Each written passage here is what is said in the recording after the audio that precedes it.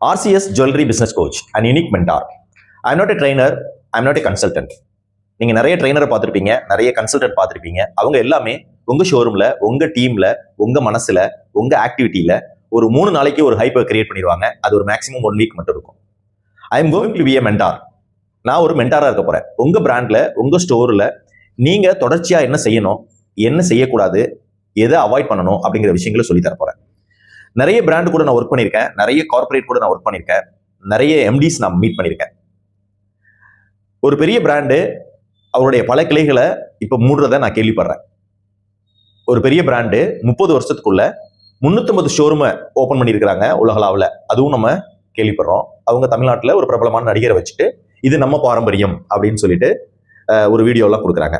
பாரம்பரியம் அப்படின்னாலே 3 தலைமுறைகளை மினிமம் கடந்திருக்கணும். ஆனால் அந்த 3 தலைமுறைகளை கடந்த ஒரு பிராண்டும் 2-3 பிளேசஸ்ல அவங்க ஷோரூம் வந்து க்ளோஸ் பண்ணியிருக்காங்க.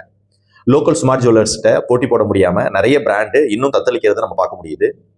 ஒரு சின்ன டவுன்ல ஒரு பெரிய பிராண்டு உள்ளார போயிட்டு அங்க இருக்கிற மொத்த பிசினஸையும் அவங்க எடுத்துட்டு தன்வசமாக்கிட்டு ஒரு ஆக்டோபஸ் மாதிரி மொத்த கஸ்டமர்ஸையும் தன்வசமாக்குறாங்க. அதையும் நம்ம பார்க்க முடியுது.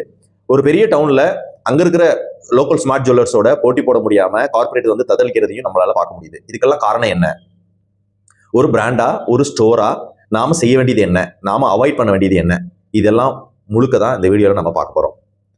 இந்த வீடியோல எதெல்லாம் நாம் செய்ய வேண்டும், எதெல்லாம் நாம் ஒதுக்க வேண்டும் அப்படிங்கிறத ரொம்ப தெளிவா நான் சொல்லித்தர போறேன்.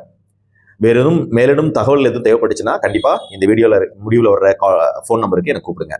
தேங்க்யூ. முக்கியமா இந்த வீடியோல நாம ஒரு ஷாப்பா இருக்கோமா, ஒரு ஜுவல்லரி ஷாப் ஓனரா இருக்கோமா, அல்லது ஒரு ஜுவல்லரி ஸ்டோரோட எம்டியா இருக்கிறோம், அல்லது ஒரு பிராண்டோட எம்டியா இருக்கிறோமா அப்படிங்கிறது ரொம்ப முக்கியம். நம்ம ஒரு ஷாப்போட ஓனராவோ அல்லது ஒரு ஸ்டோரோட எம்டியாவோ இருந்தோம்னா நம்மளுடைய ப்ரெசன்ஸ் வந்து எப்போதுமே தேவைப்படும்.